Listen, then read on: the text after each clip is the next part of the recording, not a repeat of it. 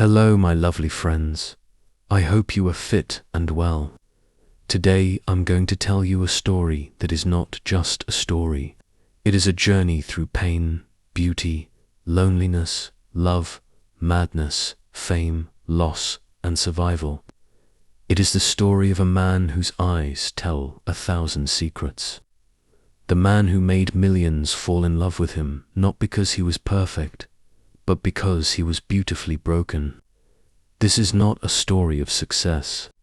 This is a story of a sensitive soul in a cruel world. This is a story about Johnny Depp. And if you think you already know him, trust me, you don't. This story will also help you improve your English by listening to simple, clear, and interesting sentences while enjoying Johnny Depp's life journey. Let's begin. Johnny Depp was born on June 9, 1963, in Owensboro, Kentucky, USA.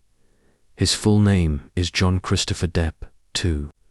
He was the youngest of 4 children, and his life was never soft or sweet. His family was poor, and they were always moving. Do you know how many times he changed homes before he was a teenager? More than 20 times. He never felt stable, never had long-lasting friends. He grew up feeling like a visitor in his own life. His mother, Betty Sue, worked as a waitress, a hard-working woman but emotionally abusive. She hit him, insulted him, and made him feel small and unwanted. His father, John Depp Sr., was a civil engineer, a quiet man who didn't fight back. One day he just walked away, leaving 15-year-old Johnny to protect the family. Johnny described his childhood like this. It was full of violence, sadness, and silence. He had no peace inside the home, so he found his peace in other things. At the age of 12, something magical happened.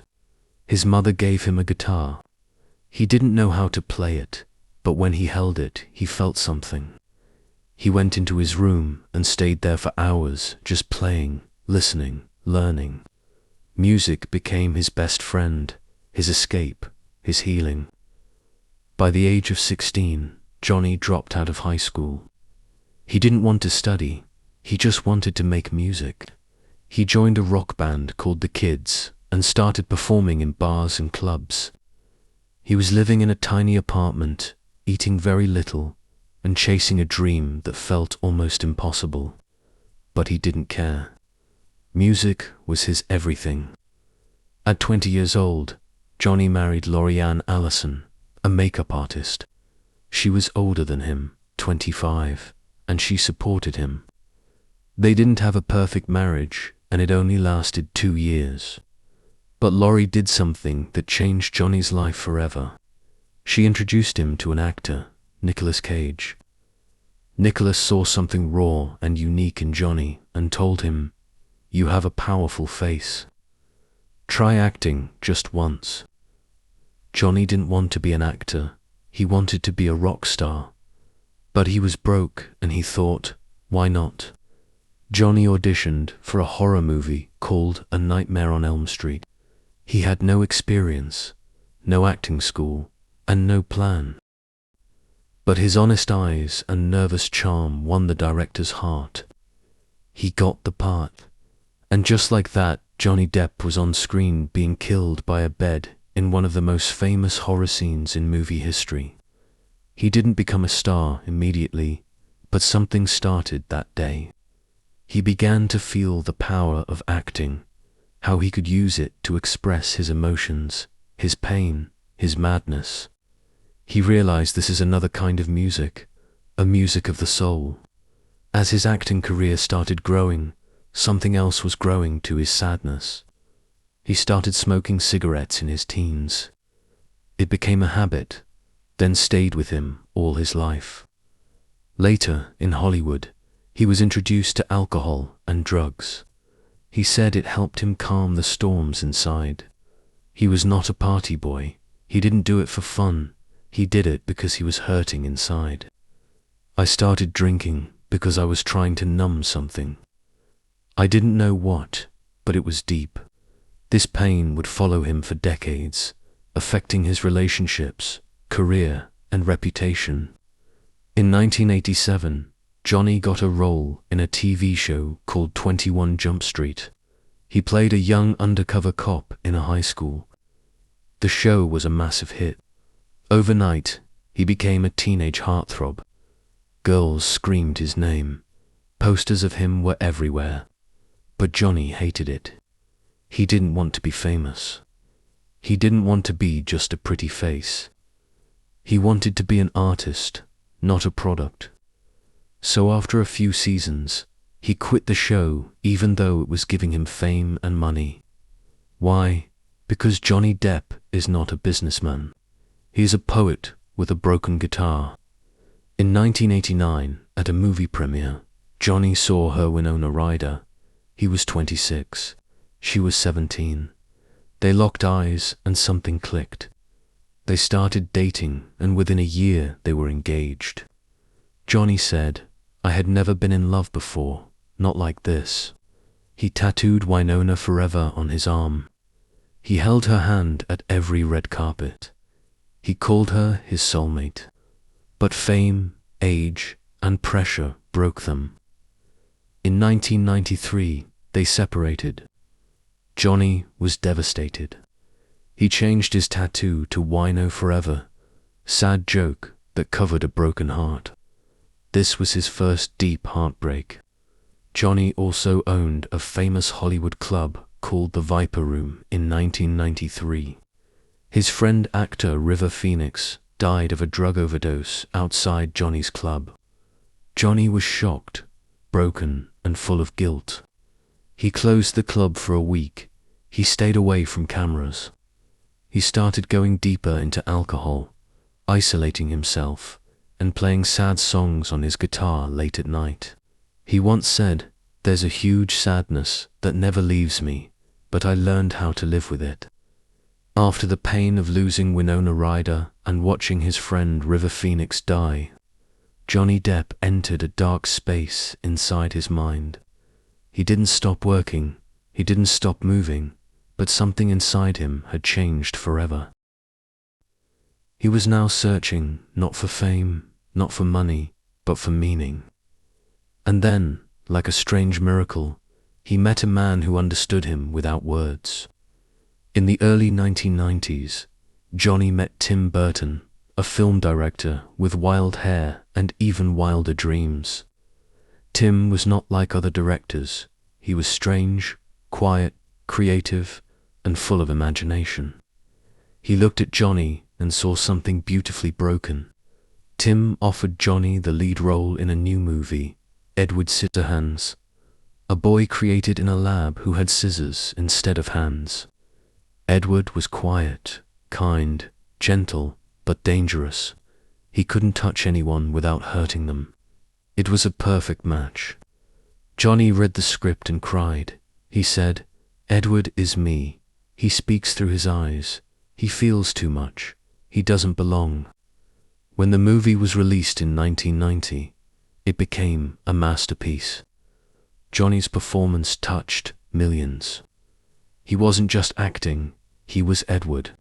This was not just a movie, this was Johnny's rebirth. He and Tim Burton became close friends, like family. They would go on to make 8 films together, including Sleepy Hollow 1999, Charlie and the Chocolate Factory 2005, Corpse Bride 2005, Sweeney Todd 2007, Alice in Wonderland 2010. Each film was strange, dark, artistic, and Johnny gave his soul to every character. After Winona, Johnny fell in love again, this time with supermodel Kate Moss. They were both famous, beautiful, and full of chaos. Their relationship was passionate but wild. They fought, they laughed, they cried, sometimes in public. In 1994, Johnny was arrested for destroying a hotel room in New York. When police arrived, the room was completely broken, furniture smashed, glass everywhere. Kate was sitting quietly on the bed, unharmed. When asked why he did it, Johnny said, "I had a bad day. I was angry. That's it. He paid $10,000 in damages and left. But that night became one of the most talked about stories in Hollywood. The relationship lasted for years. Kate later said Johnny was the only man who truly took care of her, but she lost him and herself when they broke up. In 1998, everything changed again. Johnny was filming in France when he met Vanessa Paradis, a French singer and actress. She was soft-spoken, elegant, and different from anyone he had met before. They started dating, and in 1999, Johnny became a father for the first time. His daughter, Lily Rose Melody Depp, was born. 3 years later, they had a son, Jack Depp. Johnny said, "The birth of my daughter gave me life.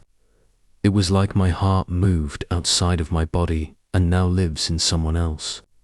He stopped partying, reduced drinking, and focused on being a father. He said he would do anything to keep his children safe and happy. He bought homes in France, spent time in the countryside, and protected his children from Hollywood. He said, "My kids saved me." Vanessa and Johnny were never married, but they were together for 14 years.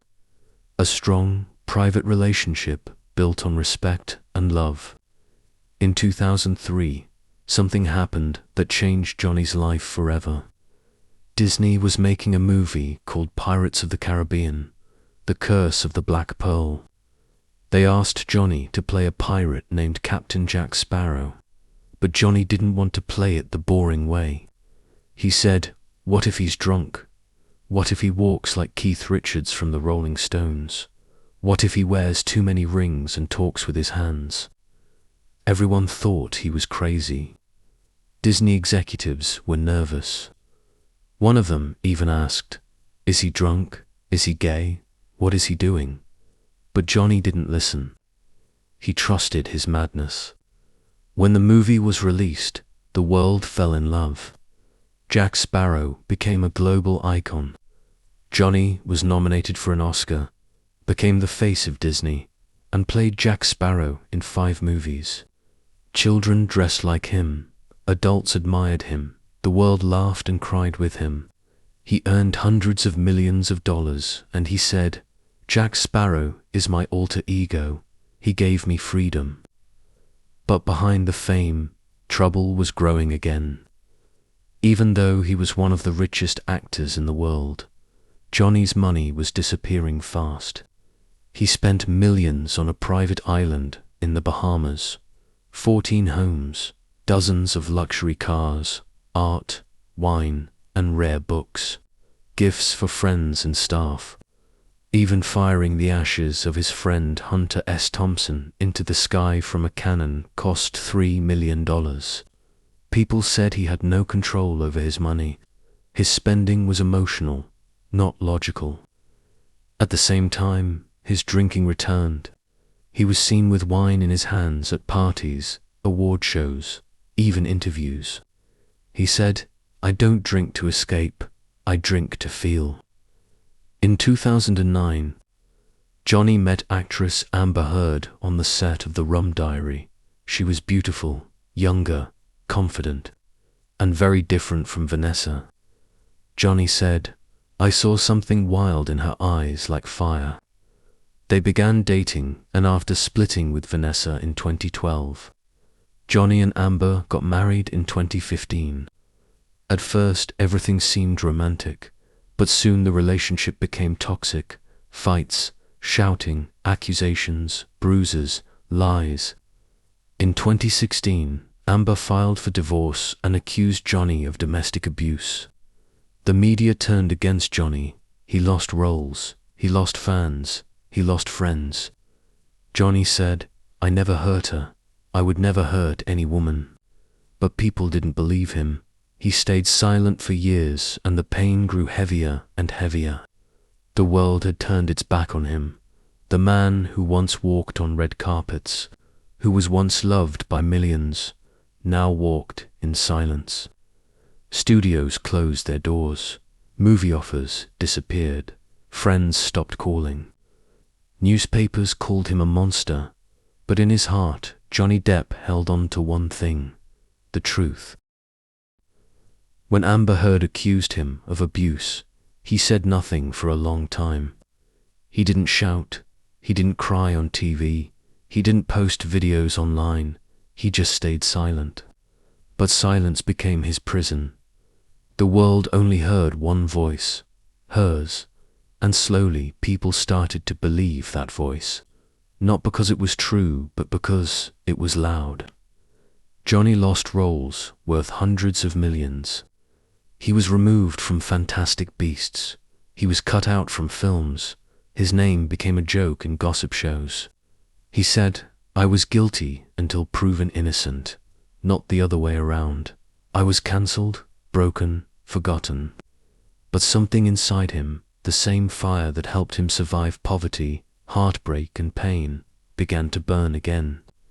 He said, "If I don't speak now, my children will grow up believing their father is a monster. I cannot let that happen." In 2018, Amber wrote an article in the Washington Post. She said she was a victim of domestic abuse. She didn't mention Johnny's name, but everyone knew who she was talking about. That article destroyed what was left of his career. Johnny finally said, "Enough." In 2020, he filed a $50 million defamation lawsuit against Amber Heard. He wanted to prove that everything she said was false. The case was not just about money, it was about his name, his children, and his soul. But the battle was not easy. Amber fought back with a $100 million counter-lawsuit. She brought in lawyers, interviews, and a whole army of headlines. The trial began in April 2022, and it was watched by the entire world. It wasn't just a legal battle. It became the biggest courtroom drama in modern history. Live streamed on YouTube, TikTok, Twitter, everywhere. For 6 weeks, Johnny sat inside the courtroom. He wore black suits, sunglasses, and a calm expression. But behind his calm face were years of pain and silence. He took the stand and told the world his side of the story. He spoke slowly, emotionally, honestly. He said, "I have never hit a woman in my life. I was abused. I was the one who was hurt." The courtroom heard audio recordings, Amber shouting, cursing, laughing at him. In one recording, she said, "Tell the world, Johnny. Tell them I, Johnny Depp, is a victim of domestic violence, and see if anyone believes you." That one line shocked millions. People around the world suddenly started listening. This wasn't the story they were told. This was something darker, deeper, and very different. As the trial went viral, millions of fans came forward to support Johnny. They created fan art, songs, videos, and hashtags, like hashtag Justice for Johnny Depp. TikTok was filled with clips from the courtroom. People watched the trial live for hours every day. Even psychologists, lawyers, and celebrities started giving their opinions. Johnny never asked for their support, but the people gave it because they could feel the truth. One fan said, "We grew up with this man. He made us laugh, cry, and dream. We won't let him be destroyed like this." On June 1st, 2022, the jury finally gave their decision. Johnny Depp had won. They said Amber's claims were false, damaging, and intentionally hurtful. Johnny was awarded $10 million in damages. Amber got only $2 million for a small part of her counterclaim. Johnny did not scream. He did not jump.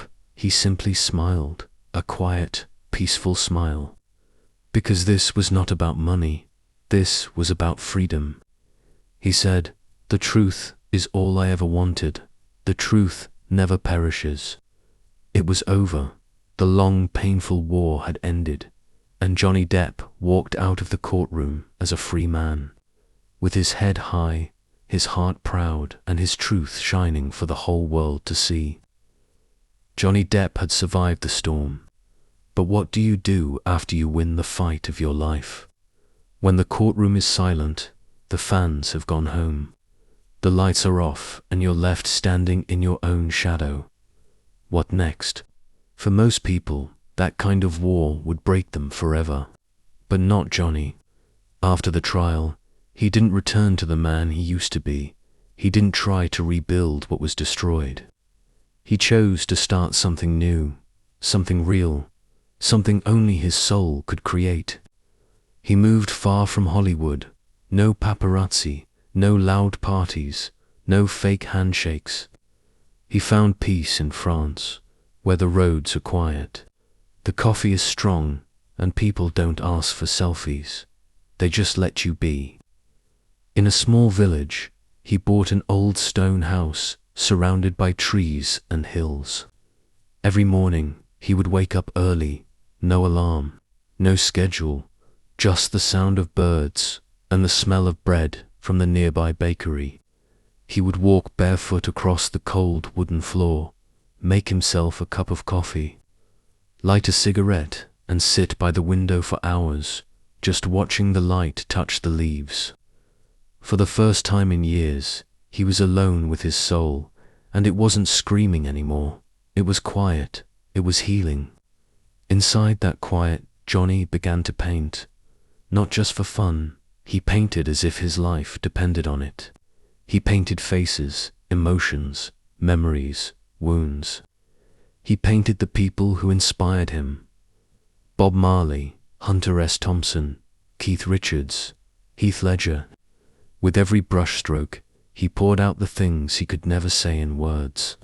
He said, "Painting saved me. It gave me peace when everything else tried to destroy me." People saw his work and were shocked. It wasn't just good, it was soul art. His paintings were displayed in galleries.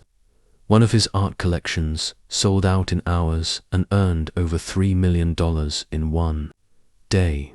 But for Johnny, it was never about money, it was about truth. Just like his movies, just like his music, just like his life. At night, Johnny would play guitar. Not for an audience, not for applause, just for the stars, the moon, and the ghosts of his memories. He joined his rock band Hollywood Vampires again and went on tour across Europe. He shared the stage with legends like Alice Cooper and Joe Perry. Thousands of fans screamed his name, but on stage Johnny wasn't Captain Jack Sparrow. He wasn't a Hollywood actor. He was just a boy with a guitar, playing the music that kept him alive during the darkest nights. After the shows, he wouldn't go to big parties. He would sit backstage with a glass of wine, laughing with his old bandmates, telling stories about love, loss, and the strange beauty of being misunderstood. He started doing small film projects again, but not for big studios.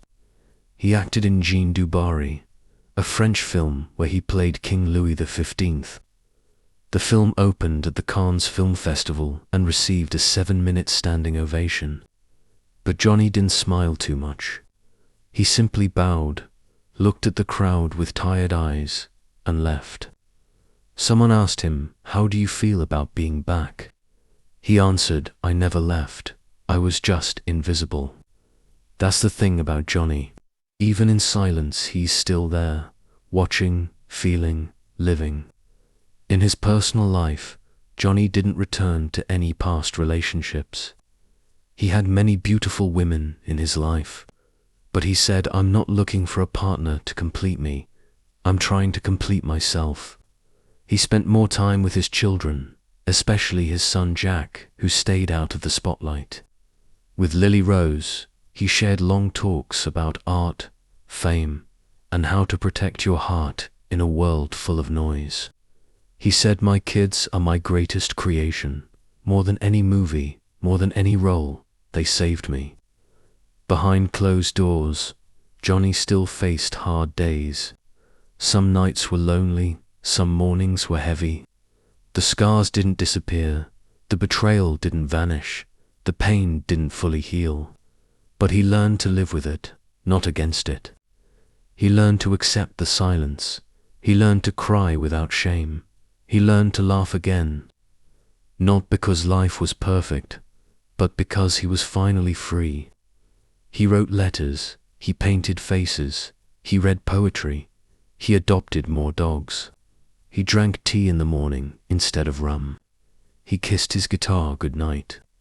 He didn't chase awards, headlines, or people's approval anymore. He chased the truth. And that made him the most dangerous man in Hollywood, man who doesn't need the system to survive. And now the world looks at Johnny differently.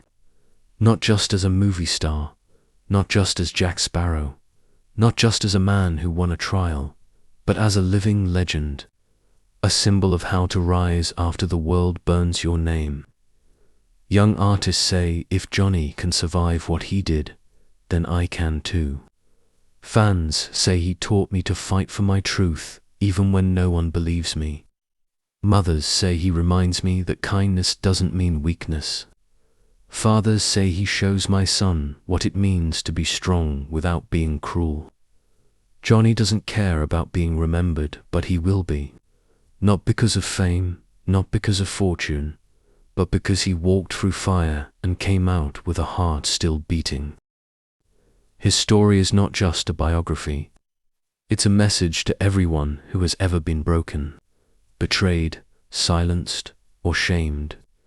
You can lose everything: your name, your work, your friends. But as long as you hold on to your truth, no one can destroy you. Johnny Depp didn't just live, he survived. He didn't just act, he felt. He didn't just speak, he screamed in silence. And now, after all the pain, all the lies, all the years, he smiles again. Not because life is easy, but because he finally found something no one could ever take away: himself. So now, dear listener, we come to the end of Johnny Depp's unbelievable life journey. A story filled with pain, passion, betrayal, love, failure, victory, and truth. He was not born with magic. He was not handed success. He was a boy from a broken home, a school dropout, a lonely musician, a man who got lost in fame, love, alcohol, and darkness. But despite everything, he never gave up. He kept going. He kept believing in his art. He kept walking alone even when the whole world was against him. And look at where he is now. Johnny Depp's net worth in 2025 is around $150 million. There was a time when he had lost almost everything due to betrayal, lawsuits, and expensive legal battles, but he came back stronger. His per-movie fee used to be $20 to $25 million, especially during the peak of Pirates of the Caribbean. Even today, if he chooses to act in a major film, his price stays close to $10 to $15 million, depending on the role. He owns multiple homes, including a $19 million estate in the south of France, a peaceful stone village with vineyards where he finds peace, a $13 million mansion in Hollywood Hills, a $3 million penthouse in Los Angeles, and even a private island in the Bahamas worth $3.6 million, a paradise where he goes to escape the world. His car collection is wild and artistic, just like him. It includes a Rolls-Royce Wraith, a Chevrolet Corvette, a Porsche 911 Carrera, a Cadillac Escalade, multiple vintage cars, and motorbikes that he collects like pieces of history. But beyond the money, the fame, and the luxury, the real success of Johnny Depp is something else. It is his courage to keep going when the world tried to shut him down. It is his ability to turn pain into power. It is his choice to walk away from fake people and still choose kindness. And that, my friend, is where you come in. If you are listening to this right now and you feel like you don't have the talent, the money, the support, the beauty, or the education to succeed, then remember Johnny's story. He was poor, he was broken, he was hated. He was misunderstood, but he still became one of the most loved, respected, and powerful artists in the world. So why can't you? Maybe you failed. Maybe you were cheated.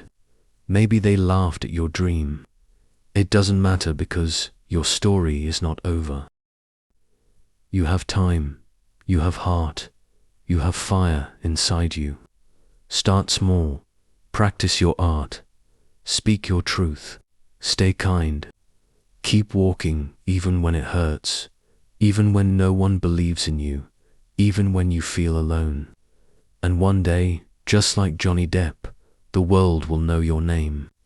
And they'll ask you, how did you do it? You'll smile and say, because I never gave up.